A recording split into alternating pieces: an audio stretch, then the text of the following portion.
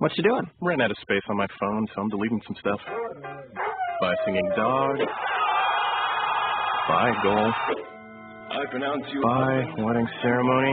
Stop. At Metro PCS, you get 2 free phones with twice as much memory. Really? Don't say bye to your memories. Switch to Metro PCS and get 2 free LG K20 Plus phones with 32 gigs when you switch 2 lines. Metro PCS. Wireless. Figured out. Coverage not available in some areas. Sales tax not included in phone price. Excludes numbers on the T-Mobile network. See store for details and terms and conditions. Blog Talk Radio. Good afternoon, folks. Didn't I just say that like an hour and a half ago? Yes, I did, actually. I wanted to start off by saying a real quick thank you very much once again, to that Canadian cutesy gal we had on this morning, which should be Miss Nikki Middleton. I just want to say thanks so much for taking the time and the trouble to come on the show, and also, of course, additionally to my listeners and followers, thank you so much for taking the time to listen to each and every guest that I have on. Today, of course, we're doing a double-decker show because yesterday didn't quite pan out. So luckily for me, I'm very, very fortunate that Mr. Juan Carlos Recinos has agreed to come on the show. This actually has been one of my labors of love because let me tell you, it's taken me approximately a year to get this man on my show, and I feel terrible. We've had just kind of one obstacle after another, and not on his side of the fence, more so on mine, in which case we just never got a chance to get him on. So I do apologize greatly for that. I know it's going to be a great interview because he's a multifaceted person. For one, he's a published author like myself, and I have the utmost of adoration and respect for individuals who have managed to accomplish that feat. Second of all, of course, he's the CEO of a corporation that's up and coming and blooming. And third of all, he's also a teacher. So on the teaching component side of things, we have lots to discuss there. So without further ado, let's get him on the line and we can start talking to him. Juan? Hello, Hi. How are you? Oh my gosh, you're here. I'm so excited. I'm here. This is like a dream. He's here finally after a year. I was just groveling just before on the radio, and I'm like, oh my God, it's taken me a year, and I'm a terrible person. And it wasn't on purpose. I took full blame. It's been me. It's been things. It's been stuff. Thank you so much for coming on here. I feel so honored. Well, thank you for inviting me and for making this space in your radio show for us to talk about what I have in mind. Oh, definitely. That's perfectly fine. I have tons and tons of things to ask, so I'll just get started right away. I just want to do a little background about you to the listeners, and then we can kind of start from that point. As I call him, Jovial, Mr. Jovial, Juan Carlos, and is it Recinos? Am I saying that right? Because I don't want to make a mistake. Yes, Juan Carlos Recinos. Okay, you say it better than I do. Well, this particular gentleman has an exorbitant amount of reasons to don such an expression, meaning being so happy and so content. Let me just tell you why. He's the proud publisher to 3 prose and poetry books. He's triumphantly teaching hundreds of students Spanish through the New York City Department of Education. And finally, he's also the founder of SonicerJ, LLC, whose main objective is to provide formatting, editing, publishing, and promotion of books.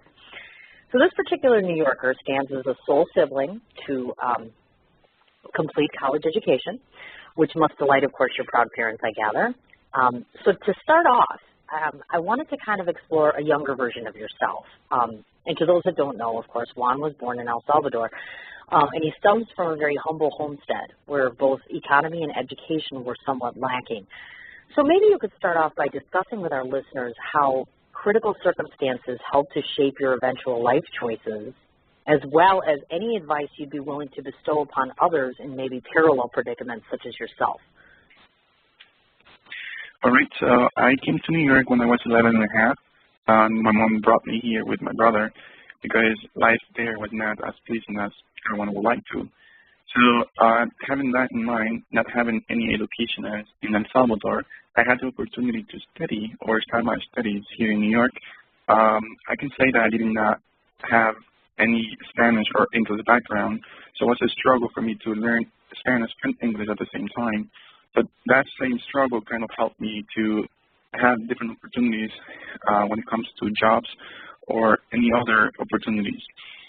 So when I came here, when I was 11 and a half, I entered 7th grade, and since then I was learning, or I have been learning English at the same time, improving in my Spanish language. And of course, can I ask, and forgive me for my ignorance, because obviously I have English background, and of course I think I took French one year in high school. How complex or how difficult is it, do you think, the transition as far as English to Spanish or vice versa? Is it a difficult language to master, do you think? Well, Spanish is not difficult. It's about, I believe everything is about verb conjugation, and everything is about that. It's not hard. It's about practice and kind of learning the rules and more like memorizing or understanding what the rules stand for. Like English is not a difficult language either. It's very easy. The only thing that French language tends to do is kind of switch the order of the words and then make sense of them. Okay. I guess I understand that as far as that goes. Now, I want to flip back to the family component a little bit, because I know that I've spoken to different individuals on my show. Sometimes when you come from a circumstance, like for instance, you don't come from pomp and you know, the type of environment where you were privileged, let's say, where, you know, you come from financially sound ground, et cetera, and those sorts of things. So you didn't have the advantages necessarily that others do. So because of that fact, do you think that kind of aligns your priorities in a different manner for you? Did that make you reflect and say, you know, yes, I want to be financially successful because I don't come from that? Or was it more I'm going to stay humble and true to my upbringing? Well, it's a balance between both, because I wanted to have a financial success while remaining humble, because being a leader is not about having money at all. It's about being humble and try to help the ones that don't have the same privileges. So in my case, I really wanted to have academic success at the same time as professionally, and while remaining humble. Okay, and now that your parents are now looking at your success and looking at where you stand now, and what are their reflections now? What do they think of what you've done, what you've chosen to do with your life path? I believe I have chosen my path to succeed personally, at the same time support my family, and while I do that, also inspire and motivate other young adults that are under the same circumstances. Not only young, but also adults that didn't have the same opportunity as me. And my goal is to inspire them and tell them that they can do it no matter what their circumstances are facing. So in my family side, my mother is still very proud of me. In her own ways, she expressed that to me, and I'm trying to help them the way I can. Sure. Well, that makes perfect sense. I understand that. And I imagine that they're quite proud of you, to say the least, because you've developed and enveloped into such a wonderful human being with such an inspirational story. So kudos to your parents. They did an amazing job. Not that you haven't taken care of you, but they're your first teachers, so they're undoubtedly amazing, of course. Yes, when she brought me here to New York, she said, this is your opportunity. Do anything or everything that you think is best. But always remain true to yourself, and always keep out of trouble. Keep yourself out of trouble. So I always thought that, keep myself out of trouble, and always looking for success and how to empower myself in order to succeed. Of course. Makes perfect sense, I think. Now, to those that are unaware, and I know this, of course, your current choice of residency is New York City, which for me personally holds a very near and dear spot to my heart. Just the best experiences have happened there. I've had some great friends, very, very loyal. Some of my best interviewees actually come from New York.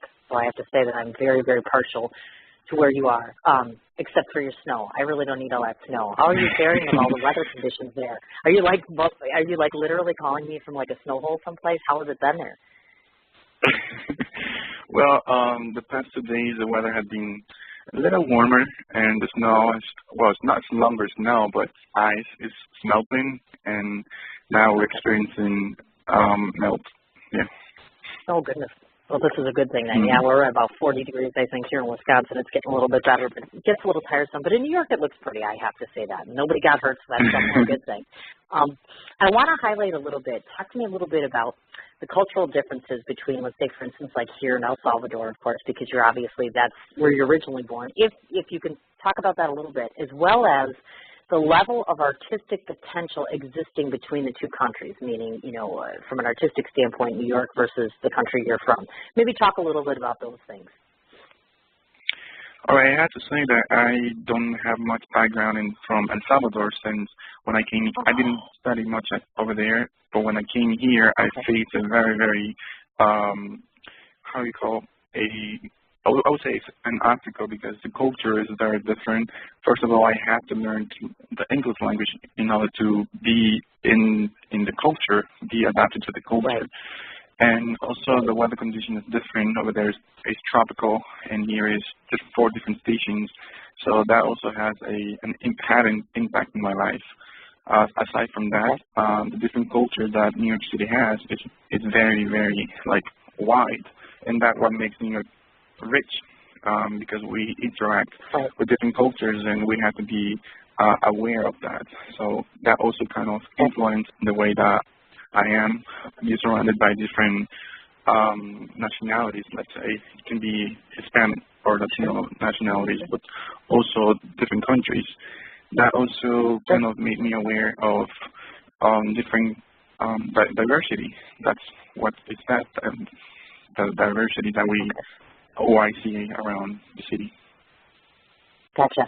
And as now not necessarily a native New Yorker, but you've been there long enough to establish yourself as a resident there, let's say. Do you think that New York offers just a large component of artistic things out there? I mean, is it culturally enriching from an artistic standpoint, or do you think you guys could have some room to grow? I know that Broadway's there and other entities and such, but how does it fare for the artistic community there? Well, the artistic community is huge. It's very large. There's a lot of musicians and a lot of painters, and there's a lot to see. A lot to see, and I guess that's why New York is called as that. Exactly. That's right. Now, just out of curiosity, is that one of the main motivations behind your actual moving there? I mean, why New York? I guess that was one thing I wanted to know. Why did he choose New York, not LA, not somewhere else? Well, I think I did not make that decision. My mom or my parents lived here, and I guess that's why I came to New York. And since then, I haven't think of myself being outside of New York. New York is very big in terms of the community and the things to see, and I don't see myself outside from New York. I think I adapted to this culture and everyday life activities. Gotcha. I understand completely. And like I said, what a wonderful place to pick. Oh, my God, it's absolutely lovely there. So kudos to you on that one. I want to talk a little bit about what I call your epiphany, because I know as a youth, it brought about the epiphany that your calling would eventually be at some point in time within the world, or I should say the beauty of books, as I call it. In your mind, first off, had there ever been an inclination to pursue a dream outside of becoming an author? Was there something when you first grew up you were like, yeah, I really want to be a doctor, lawyer, and then all of a sudden it shifted, or was it kind of from the get-go? Yes. My original dream when I was in high school was to become a computer programmer. I always saw myself surrounded by computers, like different monitors in front of me, trying to manage or program different computers. And I went to for a bachelor's in computer information system. I studied that for 2 years, but then while I was doing that computer programming, I was also writing poetry. So then I decided to transfer to a different college and to transfer to a different career or to a different major, and that's how I became a Spanish teacher.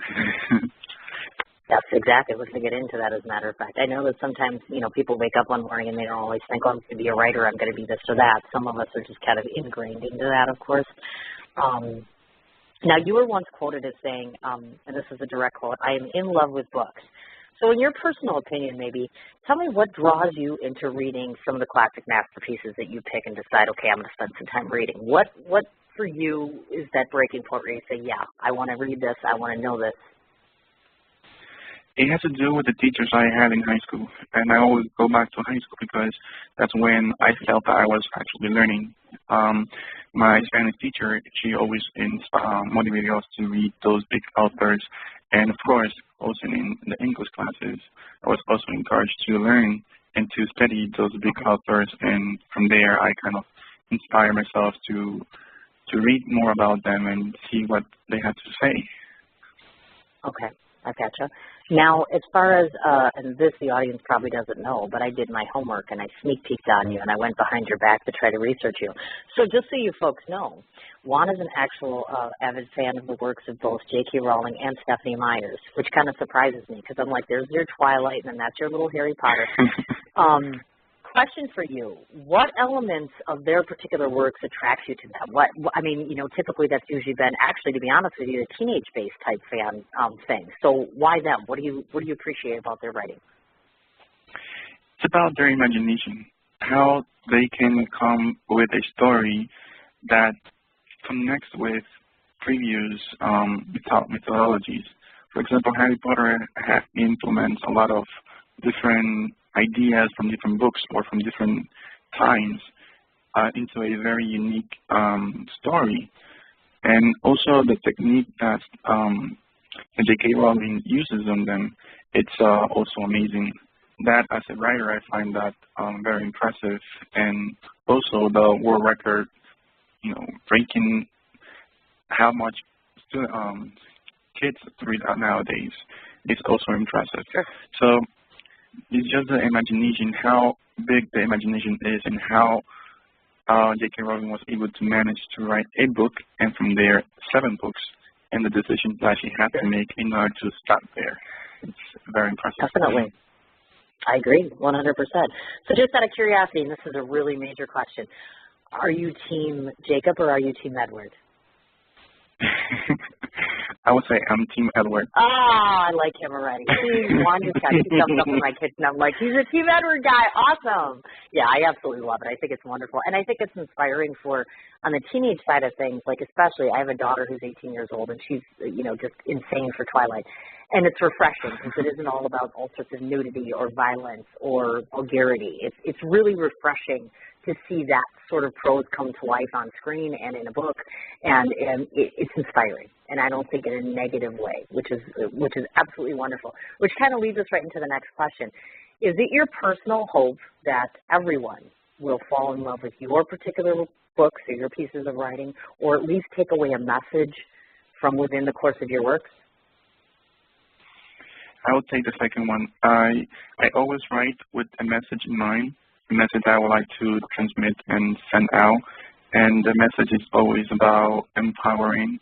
It's also about self-empowered, and to send a message that we have the capacity, the ability and the capacity of succeeding in life. It's no more about how many books I sell or how many books I publish, but it's about how many people are able to hear the message and transform their lives. Of course. And just out of curiosity, because obviously I've found in interviewing other authors, I should say, and myself being one, tell me some of the things that inspire you, because I think some people are under the fallacy, and I think I'm a decent writer, but I don't just sit down, wake up in the morning at 9 o'clock and, oh, here's my coffee. We're going to write about this today. So tell me what kind of gets your creative flows going. What makes you want to write and write well? Well, life itself, everything that surrounds me, can be from the streets that I walk, from the people that I see in the city, from the things that I do or I see people do. But most what really inspires me, or what inspired me back in high school, was my own classmates, teenagers. Nowadays, how teenagers see life is totally different from what I saw back in the days, or what people expect teenagers to see life as. So basically, I was that type of person that was standing there and observing everything around me, and asking myself, how can I improve what I'm seeing? And I always keep that in mind, to be the change, to be the change that I want. So I wanted to make a difference, and I guess that's how everything comes down to my inspiration, the change or positive change that I would like to see. Sure. Do you have a muse too? A muse? That's life to myself. Life itself, I would say. Currently, it's life itself, how everything works and how everything runs. Of course. Makes perfect sense. Okay. I kind of want to switch gears a little bit, of course, and along the same caveat as far as with talking about your writing. I wanted to spend some time spotlighting your poetry. one of your poetry books for discussion, that of all being called, is it pronounced experiences? Experiences? How do we pronounce that? I'm making a mess out of it. Experiences, Experiencias is basically the first book, originally titled Mis Pequeñas Experiencias, or the English translation will be My Little Experiences. And Experiencias is the bilingual version of the first book. Okay, I gotcha. Okay, I've got 3 different questions relative to this piece of work. First off, of all the genres that are available to a particular author, your selection was poetry. So maybe if you could, discuss the reasoning behind that particular selection, and also if you feel that this particular style is easier to pen than some of the work, let's say, that you've done for, because I know you write for the East Harlem Journal. So maybe do a comparative difference between the two, and why did you choose poetry? All right. I believe that I had different stages in my life, and the first one will be the poetry one. I started writing poetry back in high school, and in high school I wrote about 3 books. Everything was in Spanish. So in this particular book, which is translated into a bilingual version, it's a selection of poems that I wrote in 2006, compiled in one book, and basically was me being looking for meaning or definitions or answer for the questions I had as a young teenager back in the days. So it started off by kind of finding myself or looking for myself in the crowd and talking about the relationship that a teenager would like to have, like can be friendship, the relationship between parents or a loved one. And this particular book kind of set me in the run for more books and kind of let me enter in the literary world. Okay, I gotcha. Now, if you could just touch a little bit about it and tell the listeners exactly how you got affiliated with East Harlem Journal and what exactly your capacity is there. Okay. After I started writing poetry, I said, I didn't stop, but I moved on to a different stage of writing. I started writing short stories, and I started writing my own novel. But then around 2 years ago, I found out about the East Harlem Journal. It's a newspaper or a local newspaper here in New York that is also distributed online. So the founder also saw in me a kind of a leader that can write in Spanish about daily life activities or what young people are going through. So I started writing more about columns for them in different topics, such as bullying, how tattoos or piercing affects in the work and the labor, like that's for like finding a job, how that affects us and so on. Gotcha. Okay. Now, do tell me, and this is along the same caveat here again, once again, I have noticed that the growth in popularity towards self-publication, particularly in the poetry realm, has been increasing more and more and more. You're finding more and more authors that go ahead and doing the self-publication route as compared to the publishing houses. So I wanted to ask you, why do you feel that many writers are pursuing this particular path as compared to the publishing houses per se? And also, do you get a sense that readers view poetry as a less popular medium? Because a lot of times when I speak to people, they're doing fiction, nonfiction, etc., but poetry kind of is a secondary love. Make sense? Yes, it makes sense. Well, poetry is the least read genre that exists nowadays, and why I believe people are going to self-publishing is because it's a struggle. It's a struggle to go to a traditional book publishing company, or it's very hard to get, do self-publishing, meaning paying a company that, you pay them in order to publish a book, and you pay them in order to have your own books to sell. So I went through that experience, and I do self-publishing, and I do self-publishing by making my books available on my from my own sources, from that experiences, I believe came to be my company, SonicerJ, to facilitate the struggle that many writers are going through. One, if they want to do a self-publishing, then maybe they don't have the money or they don't have the right resources in order to move forward. But doing self-publishing is not only having your book out there, but as a writer, I believe you would like to have control of your own book. If there is something that you need to fix, you can fix it right away. If there's something, anything in addition or any changes that you would like to make, you can do it. Basically, you have the power of doing that change without any cost. But in case for those who are targeting traditional book publishing company, it's a long process, starting by having your own book and also looking for an agent, and then it's a very long process. And I don't think, or only works for those who really want to go towards that direction, and who is willing to do a lot of paperwork aside from the work that it takes to write a book. Definitely. Also, I wanted to ask, and this is again relative to your personal poetry book, of course, two things. First of all, if you could just give us an assessment of, in your own personal opinion, how successful has that particular project been for you? And then second of all, any individual that's listening that might have an interest in purchasing a copy, et cetera, or all of your works in general, please tell them how they're able to do so. All right. Success for many people means different things. For me, success means having my books available online, going to different poetry readings, and for anyone, any individual coming to me and saying, wow, that poem was good, was touched my heart, or is making a difference in my life. So that means success for me.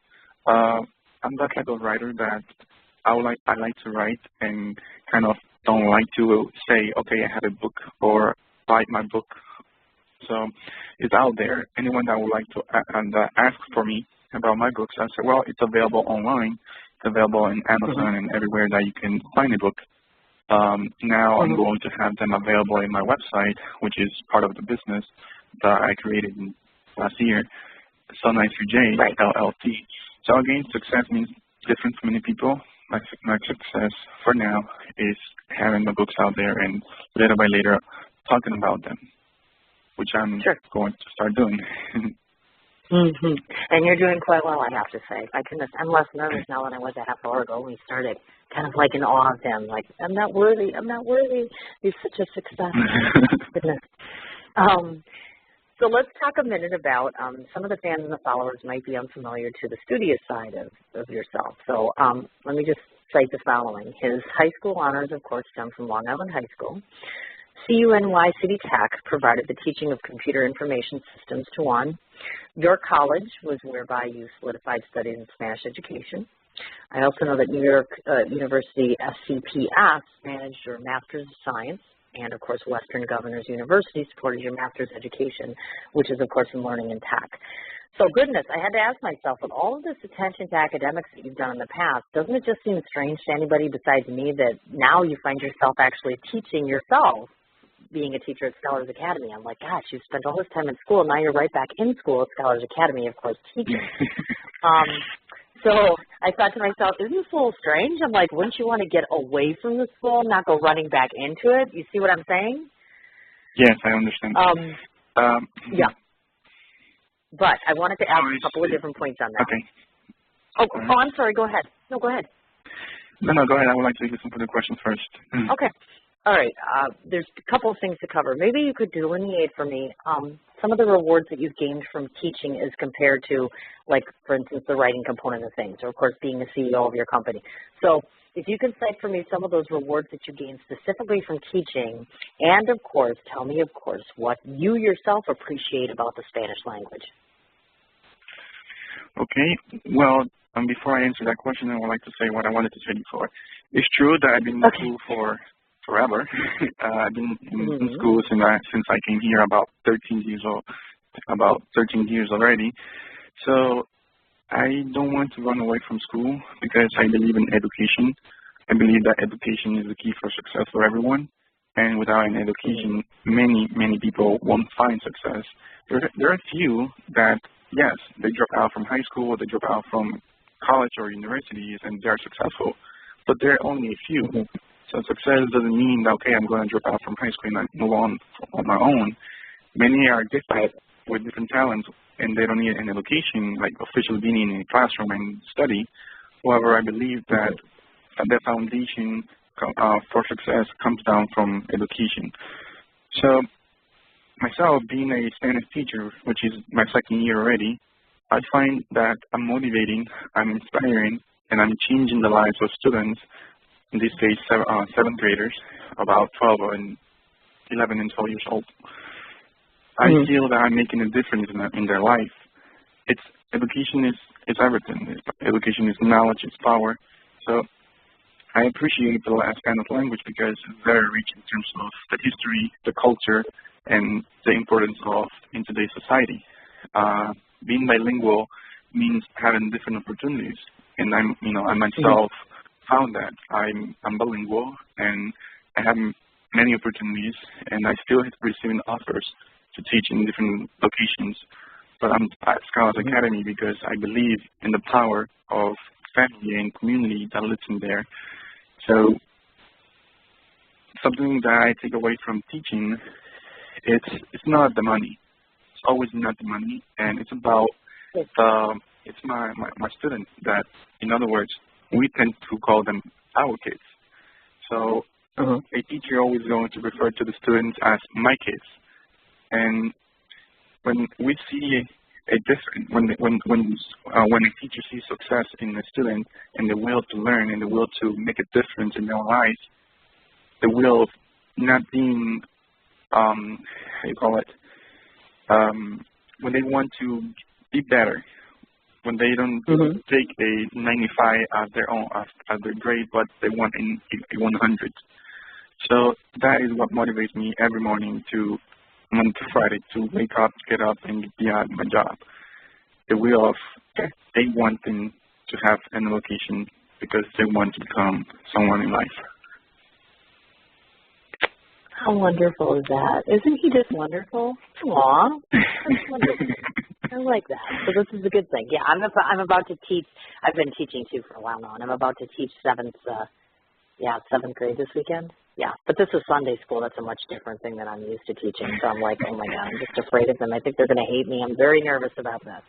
But it'll be okay. I mean, right? It's an hour. It's not like I have to stand there my whole life, right? At least I hope not. If I were to ask you to date, if there was one moment in time or one particular class, I mean, if I were to ask you your most triumphant teaching to date, where or when did that occur? Tell me about that. The most challenging moment, you're saying?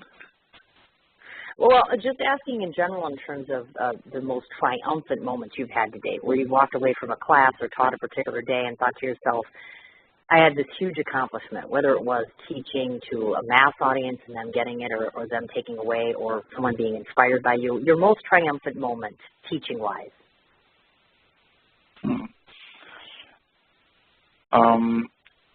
Reflecting from last year's experience in this year, I will say I felt very proud of myself when I had an elective in which I was teaching book publishing. Being successful in the way that I was able to inspire 26 students to write their own story with the mission or the idea to have their own book published. And having that group of students, or at least 16 out of the 26 I had, go to the Scholastic book publishing company and the headquarters, and having a tour around the headquarters and the editorial offices, and for them to experience hands-on in the process of publishing and the facility in which books are made. In this case, also having or exposing them to that environment in which they were able to see everything related to Harry Potter. And so that was as a teacher, that was something that made me very proud. And also the contribution that I make daily to the school community.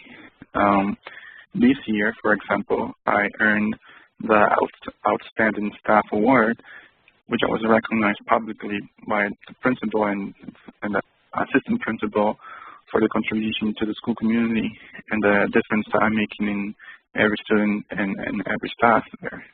That is also something that makes me very proud and, as you said, triumphant.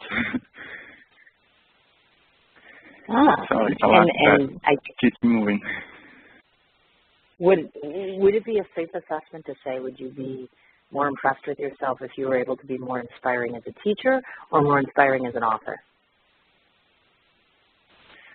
Currently, I'm more inspiring as a teacher because I'm making contact with students nowadays. I teach 169 students a day. I see them Monday through Friday. So it's that physical contact that I have with them. It's not about, okay, a book, it can inspire one person at a time, if that person reads it.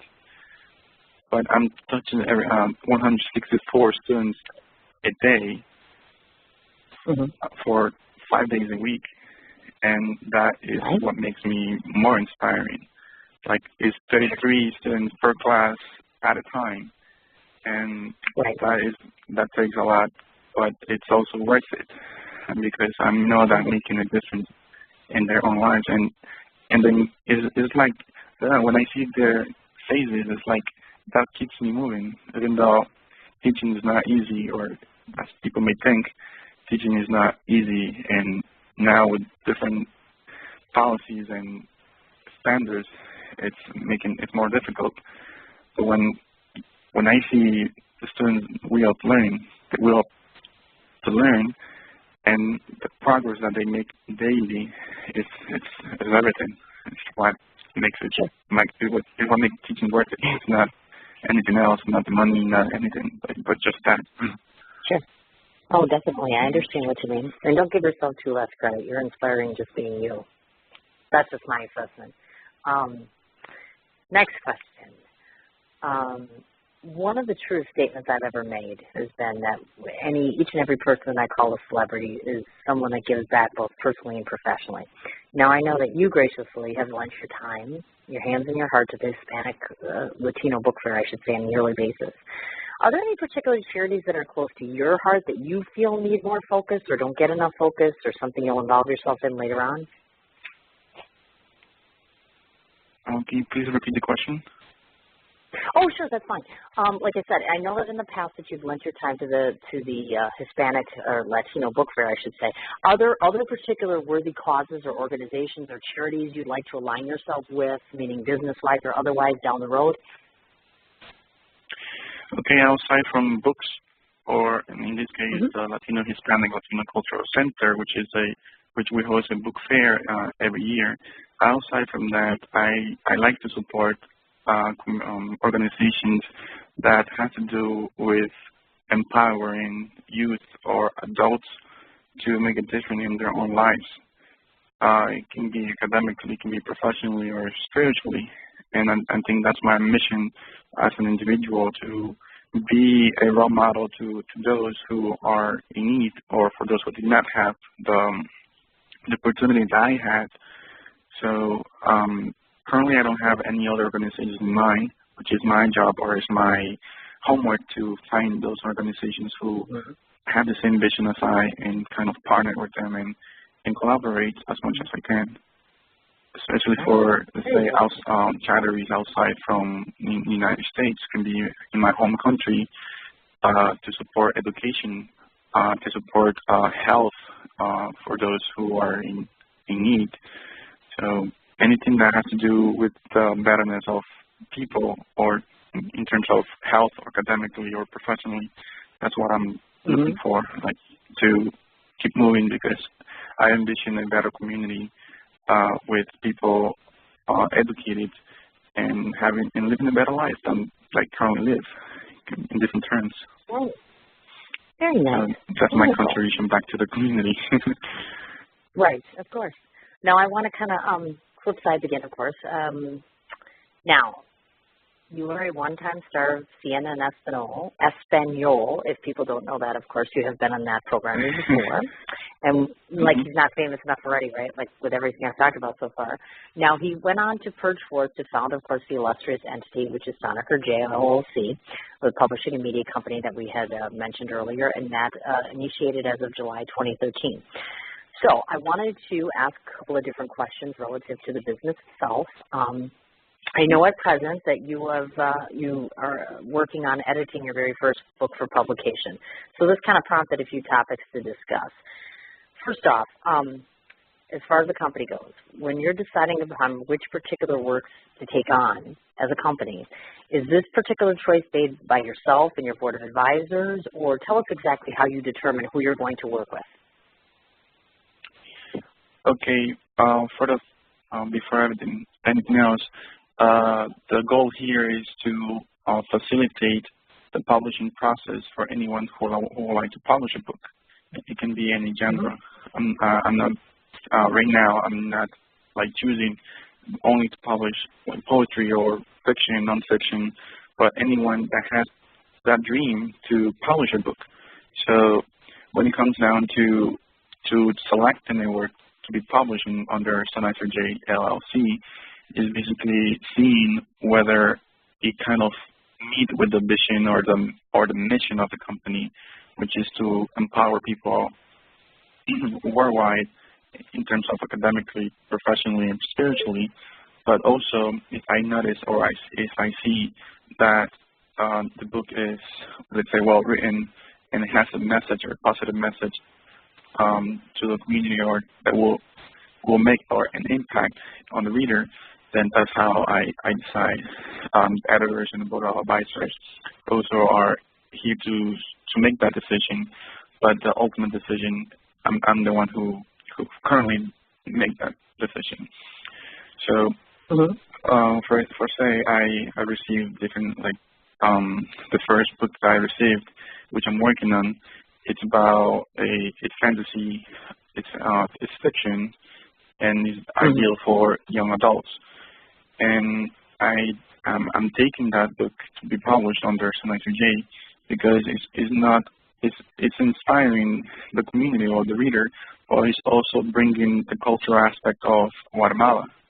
So the setting is in Guatemala, and kind of is spreading that culture that many people maybe are unaware, or so it's a lot of things that comes down to mind when it comes to selecting a book.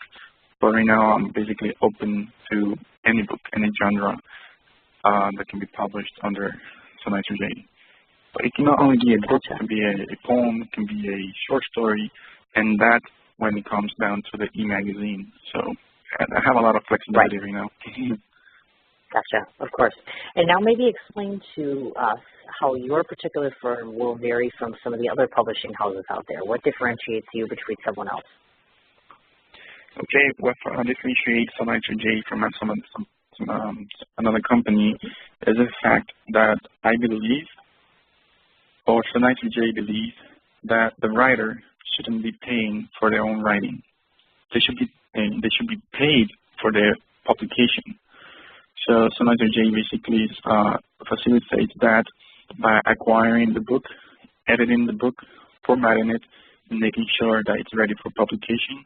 And from there, do the marketing online, do the marketing everywhere that we host an event or part of an event, without the author being paid, having to pay anything, but also but getting paid for the work that's been sold.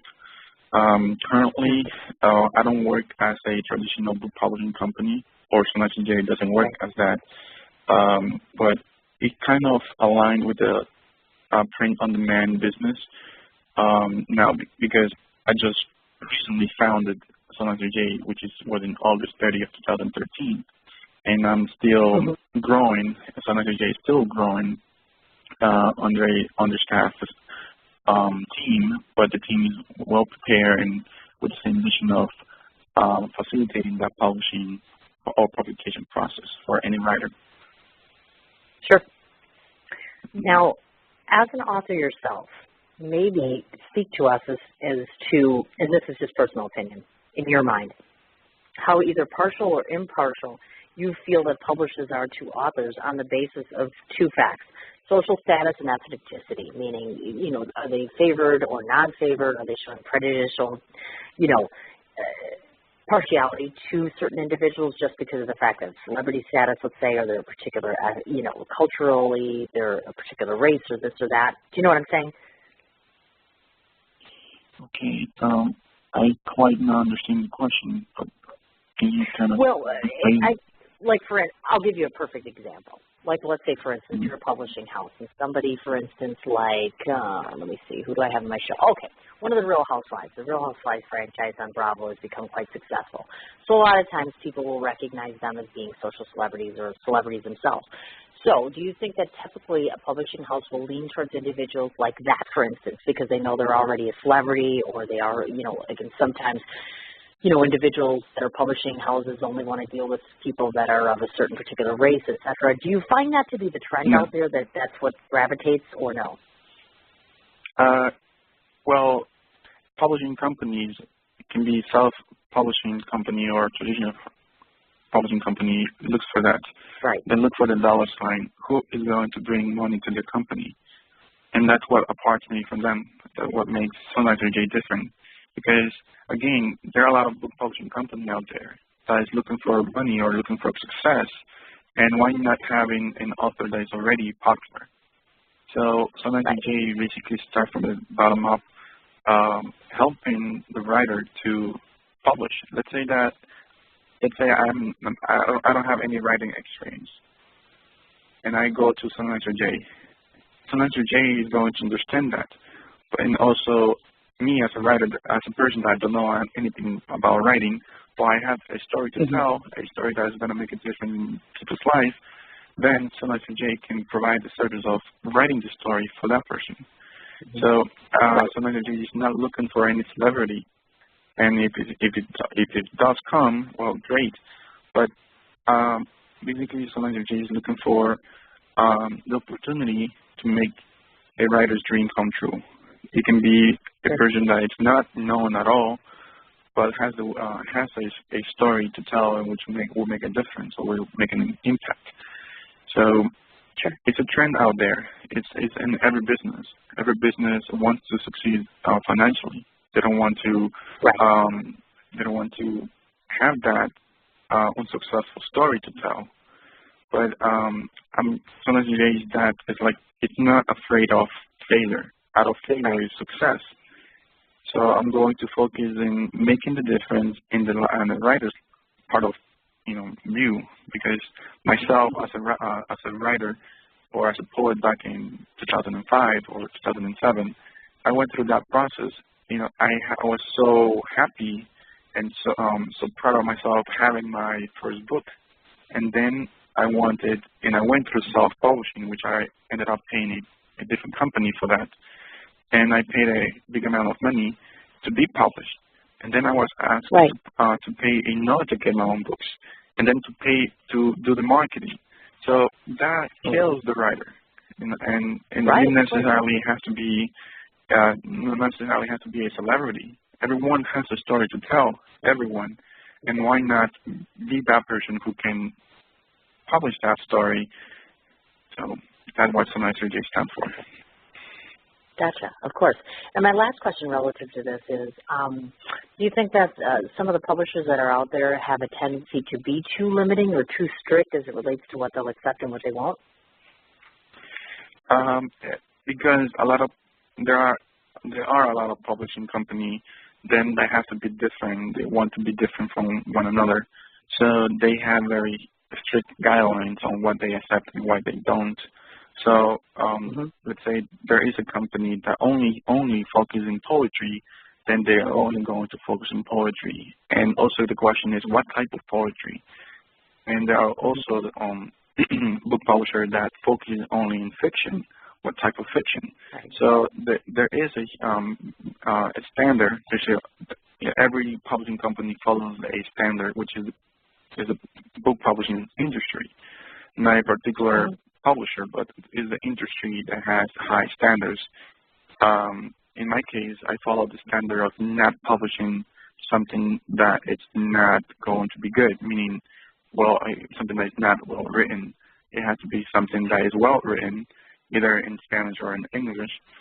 And also, I'm not thinking about whether the book is going to generate a lot of money, but it's about sharing the word. It's about publishing that story. But also, every publishing company is going to follow the standards, the industry standards, and then they're going to follow their guidelines. What is it that they publish, and what is it that they want to publish? So everything comes down to that. Exactly. What a wonderful ideology. Gosh, you're just lovely. Okay. I have kind of saved the best for last, which is, of course, I always like to reflect off to the personal points because, as we all know, just because we do something for a living, business-wise or occupationally, doesn't mean that we don't have a personal side, and I'm sure that you do. So sometimes Juan can be found touring across the ocean, or I should say lounging by the ocean, because I know you've done lifeguard duties before, or pushing for poses as a photographer, which some people may not know as well. One point of praise that I wanted to highlight was your decision that I saw that you began the new year with, which was fulfilling this lifelong dream, which of course took 13 years as I understand it, which was to take some time for yourself, and that end result being your trip to Puerto Rico, of course. And I didn't want to forget to mention to you that I absolutely love the picture that you are standing under the waterfall. Oh, I think that's beautiful. It's just gorgeous. It is. I call that the pose of SonicerJ, which means the pose of empowerment, and why not being surrounded by the nature, water itself, which gives us life, not only us, but plants and animals and the whole nature. So that pose, I call that SonicerJ's pose, or the pose of empowerment, which is what my logo stands for, what the SonicerJ logo stands for. Is like the person, it doesn't say whether it's a female or male. It's a person that has the two arms up and the two legs spread, or one leg kind of resting on a rock or on the ground, and that is a sign of empowerment. And that is the image that, for example, whenever we accomplish something, we do a certain type of gesture or pose. It can be like a jest. Like a yes, or I got this, or like you jump, or you laugh, or you scream. There's some type of way to express that successful, that empowerment. So yeah, that image was thinking about the pose of empowerment. Nice. And I just had to ask this because I know you have put it as such, which is, you finally discovered that you had this dream, of course. So what brought about this enlightenment, so to speak? Did you just wake up one morning and say, okay, new year, new dreams, new this, new that, I'm going off on this lovely vacation, or how did this happen? No, it was a very hard decision to make. I honestly was a very hard decision to make because during that time I had to miss work. I had to miss work for 2 days after a long break. And so I asked, I reflected on that, and I saw my life in the past, and I saw myself being in school for about 13 years, working all the times. Even though I live in New York, I can say that I don't know much about New York because I've been so dedicated to study and work and succeed. So I said to myself, well, this is the time for me to look back and see what I've done and what I want for my life, like personal life. And that trip to Puerto Rico was more like a reward to myself, a reward after those hard times, like working and studying for 13 years, and also an opportunity for me to start the year with a new resolution, which is to give myself an opportunity to learn more about myself as an individual, to be surrounded and kind of bond the relationship between friends and family, but at the same time to give myself the opportunity to explore what is around me, and of course, why not going away from New York, which I've been here for 13 years. So that was an opportunity that I was given. And like always, for every opportunity that I take, there is a sacrifice in between. In this case, I had to call out from work, take some personal days in order to start the year with a new, with a new mission or new vision, with something that is going to make a difference for me, not for that was a reward for myself. Like looking back to myself, because every time I feel that I was there for somebody else. So yeah, that was a tough decision. But I imagine it was so. very, very nice too, enjoyable. Did you happen to, and I guess I've given this a lot of thought too in my own personal life as well, and I've noticed this, do you think that maybe most forego their own personal dreams because they feel like they can't have success and have their own dreams for the year as one or the other, meaning you have to sacrifice dreams for success? Do you think that's true? I believe it's fear. It's fear. People don't go after their dream because of fear. And fear is the worst enemy that we can have. I say this because SonicerJ is came out of fear, meaning SonicerJ was founded last year, and I had this in my mind since 2005. And I had the fear of failure, like founding this company and fail to succeed.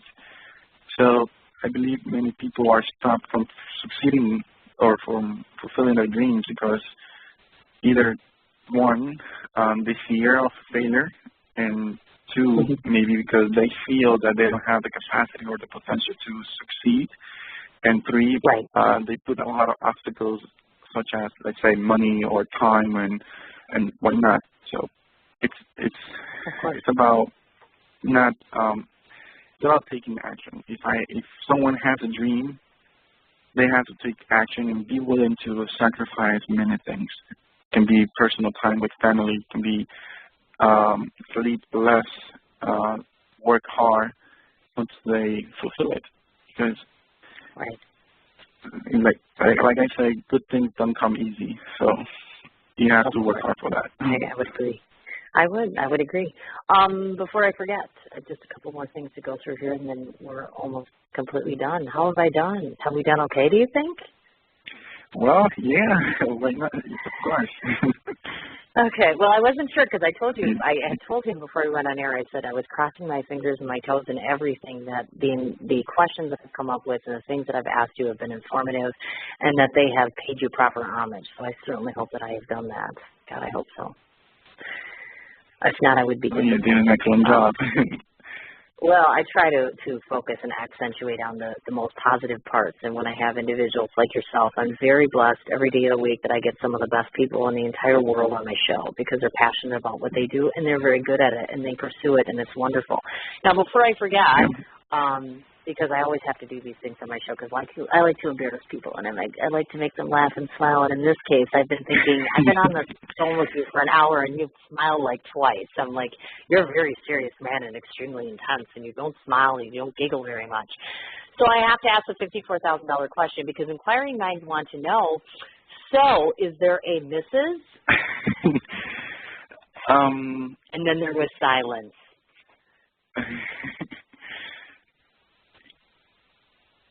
It was. There was. Okay. Yeah. Okay. So your social status at present is, so let's say if, we have visitors in New York and such, or if you have ladies that are interested, they come and knock on your door and they can get your attention now. Well, my status right now is basically single, but at the same time, I'm trying to be focused in fulfilling what is my dream. I was in a relationship and it didn't happen. So currently I'm more focusing, keep moving forward with what I started with SonicerJ. And who knows, maybe in the future. I was just going to say, so that means if I come to New York and I grab you and I come knock on your door, you're not going to come and see New York with me then? That would be disappointing. No, I'm not saying that, of course not. I'm open. Well, I thought if you put out there, I'm like, I might very well be coming in the next month, so cross your fingers. I've been trying to get there I've tried twice now, and my son's, unfortunately my son has kind of kept me here. Not in a bad way, I adore my family, but my family is first and, you know, my goals and my passions are second, so I haven't been able to get there. So I thought to myself, well, I'll just throw that idea out there. So if Juan turns me down, he turns me down. If not, we're going to go paint the town red when I come to New York, assuming I can drag you away from your desk. That would be great. That would be great. Again, part of my resolution is to get out of the desk, like get out of the computer. Well, I'm going to show up and drag you. I'll pick you up and I'll drag you. I'll take you out. Yes, so we'll do a couple red carpet things and such because I have friends there that are publicists. So we'll go to Webster Hall. We'll go to a couple red carpet events. We'll kind of hang out. We'll do some artsy things because I think last I checked, oh look, we both write poetry and we're both authors and we both have our own company and we're both in entertainment. So we have a few things in common and I think that's really cool. I did not want to forget to ask one more question. Yeah. I'm sorry, dear. Go ahead. Say that. Part of my resolution of this year is to get out more often, out of the computer more often, and kind of bond a relationship with, you know, with people and connect with different people because that's just part of life. I think that these 13 years of being in front of a computer or in the classroom is enough, and it's about time to explore what's around me and, of course, the great people that exist out there. Exactly. Okay, now before I forget to ask, I have one more question, then we'll do a couple of business things, and I'll let you go. See, and we finally managed, after a year, to get this done. Are you glad that you actually got a chance to do it? Really? Yeah, you did an excellent job because I'm very surprised with your how professionally you approached this interview. I was very surprised in the things that you know about me without you talking to me before. And it's like amazing, and it shows a lot about you. Oh. Shows a lot about you too. Wow, it's not often that a guest gets me to blush. My gosh, thank you. That's very sweet. I want to ask this last question before we do our business side of things. I'm just curious because I didn't get to ask you. SonicerJ isn't exactly the average ordinary name, so I just wanted to find out from you where that derived from. How'd you come up with that? Okay, SonicerJ basically comes down from my last name. My last name is Recinos, and backwards is Sonicer. And the J is basically the initial of my first name.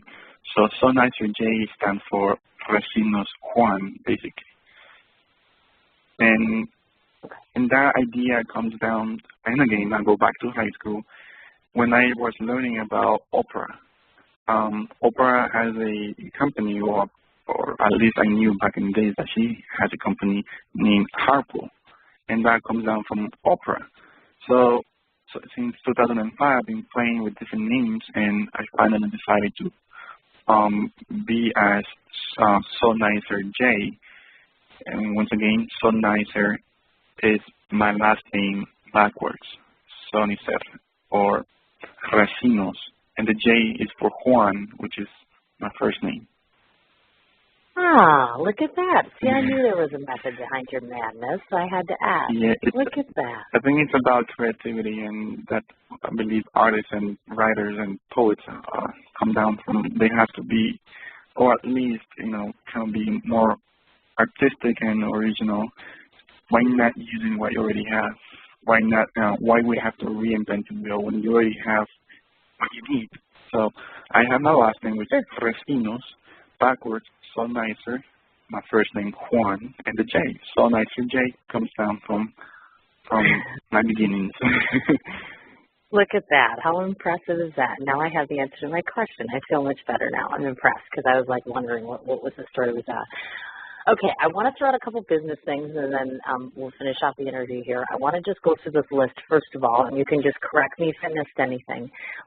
Juan, of course, has a personal Facebook page if you want to find him on Facebook. He also has a company page, which is SonicerJ LLC, which is also on Facebook. www.SonicerJ, which is SONICERJ.com, which is your main website. I found a Twitter handle for you, which is Juan, and then _C, then _Recinos, which is Recinos.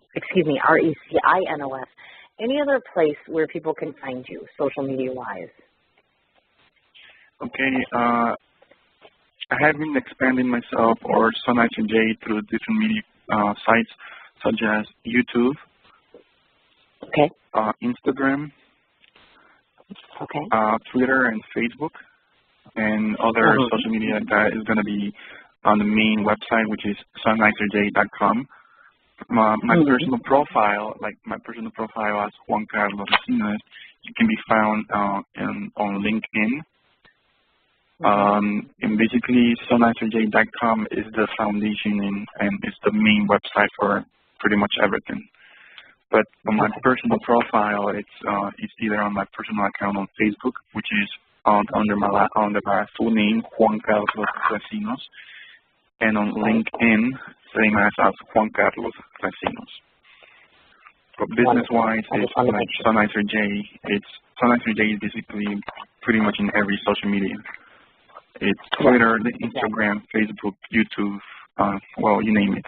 I want to be where everybody is, to spread the message of empowering. This is exactly what I mean. Isn't he just not fabulous? You're just phenomenal. I can't even stand it. I'm so tickled pink. I don't want to forget to do a couple other quick things here. First of all, I want to say, first and foremost, thank you so much to our mutual friend, Carlos, because if it wasn't for Carlos, I don't think I would have ever met you. He actually was the person that referred me to Juan in the first place and said, hey, you should, talk to this guy or get him on the show. And that started our year-long path. So thank you so much to Carlos for acquainting the two of us. So we got to know one another, which is a good thing. So I appreciate that. True. I actually saw him last night, Carlos Verdocido. Yes, I was on TV Exclusivo last night for a different segment about SonicerJ. So I was there, and I did not tell him that I was going to be on the show today. But nice. I'm pretty sure he's very supportive, and he's a very good friend. He became a very good friend of mine, which is very supportive, and he supports and promotes people who would like to succeed in it, if anyone would like to contact him. Wonderful. And he's a terrific man. I've spoken to him personally. I haven't met him in person as of yet, but I've spoken to him behind the scenes, and he's just absolutely lovely. I wanted to take a moment to say to you a couple of things. First of all, if you want to let your fans, your followers, and individuals that you know, about a half hour after this show gets done, it automatically gets archived. So anybody can go back all year round as far as this goes and take a peek as far as the interview, listen to it, of course, and we encourage that wholeheartedly. You also need to know that, and I've been throwing this idea out. I don't know if you have been on my page recently or in the last few months, but I just completed my fourth book, which is a culmination of the biographical look at all the people on my show for the last 2 years. So I'm throwing the idea out now to anybody who comes on my show this year that when the year end comes out again, I might very well consider doing a book of all the people that have been on my show, and I would be tickled pink if I choose that, if you would opt to be a part of that. I would love that. Of course. Wonderful. Well, it would be an honor. It would be an honor. Thank you. And then, of course, we get to the very last part of the interview, and this is the way I end all of my shows, and I'm very, very succinctly sincere about this part. I always take the last minute or two to tell the individual who's come onto my show what I think of them. So I get to tell the whole world what I think of you now that I finally got to talk to you and interview you. So if you allow me the next 60 seconds or so, I'm going to talk about you a little bit, and then I'll let you get back to your desk. How does that sound? Sounds good. I'm actually in front of my desk. Oh, well, look at that. There's a surprise, isn't it? Juan's in front of his desk again. Okay, so first and foremost, let me just tell everybody what I think of you, and we'll see just how point on I am. I have to admit to everybody, just as Juan has indicated too, we have not ever met each other personally in front of face-to-face. It's like we've exchanged about 1,000 emails back and forth as far as getting him on the show. I'm also not very often in a position to where I will freely and willingly admit that I was very nervous to interview someone. A lot of times, meaning someone such as Juan, only because of the fact that when I'm put to the test to interview somebody who's of like mind as myself, who's in the same profession as myself, I always feel like I have to push the bar up a level. And the reason in particular why I was so nervous about you, my friend, is because of the fact that you, to me, represent the personification of an individual who's used his life path to inspire, to encourage, to teach, and to stand and represent an individual of great caliber. And by that I mean your personality is refreshing. By that I mean that your personal anthem is one of great courage and responsibility. You take ownership of the fact that it's your responsibility to pass on messages in life to people that you know, people you don't know, and to continue that journey, not only in the way of you teaching and vocalizing, but also in the way of standing behind the scenes and allowing other individuals to do that in print.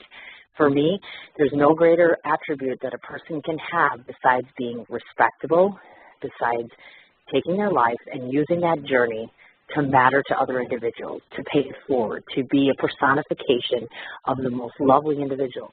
You, my dear, are very lovely. You're enchanting, you're polite, you're respectful, you're very sweet. And let's not forget the handsome component, and I don't say that often on this show. Okay, I'm lying. I do say it whenever I have a cute guy on. And we can't really flirt because we're on national radio, so I can't do that, but I'm going to do it because it's my show. In any case, long story short, I am so proud of the fact that I pushed hard enough and kept trying long enough for the last year, because I'm certain that an association with you or non-association with you would have been of detriment to me. I feel very indebted for the time that you've given to me. I feel very fortunate that you've shared your wisdom with me and many others. We appreciate collectively the efforts that you do for us as artists and, of course, as a humanitarian and as an individual and as a proud El Salvadorian. I stand and accolade to you, and I am just so humbled to have you on my show, and I mean it when I say that I'm going to come to your city, stand in front of you, and hope that you'll spend some time with me. And I hope that you'll come back to my show. How's that? Thank you very much. It's like, oh my God, thank you. I'm like, I don't have no words to say. Thank you, and it's it's also an honor to be in your show. And I know we had some very difficult time in getting into the show because of the difficulties in many things. But of course, whenever you're around the city, I would like to and would love to share some time with you and get to know you outside from your show. That would be absolutely wonderful. I would appreciate that. Now, I'm going to go and relax because my second show is over with, and I'm going to vegetate before I have to put on a pretty dress and go out again this evening. But, again, just to remind you, this will be an archive show, and like I said, I will be in touch with you as far as when I'm coming to New York, and I have a couple other things I want to mention too, so we'll talk about that after. But I hope you have a wonderful afternoon, and just promise me that you will smile twice more today, and you'll leave your office on time, please. I will. Thank you. Thank you. All right, dear. You have a nice afternoon. All right. Thank you very much for. Okay, folks. That was Juan, and let me just say this much once again, absolutely riveting interview. Thank you so much again to Carlos. Thank you so much to Juan for being so patient and understanding, because I know that it took us such a significant amount of time to get him on the show. One more time just to review, Juan has an actual personal page on Facebook, as well as a company page, which is SonicerJ LLC. He has a Twitter, which is Juan_C_Recinos, which is RECINOS, www.SonicerJ.com, of course. And as he had mentioned, he has a LinkedIn profile, as well as being on YouTube, as well as being on Instagram. So please make it a point to go ahead and take a peek into that. Tomorrow's guest is going to be coming on at 10 a.m. Central Standard Time. That's our last show of the week, which is Jose Pedros. I'm not going to tell you anything about him because he's so fabulous and amazing. He warrants an entire spot on my page. So that's what I'm going to do. Get to my personal page, check out the information about Jose, and I look forward to hosting him tomorrow, 10 a.m. Central Standard Time. You guys stay out of the snow, stay out of the raindrops. Thanks so much for listening, and we'll touch base tomorrow morning.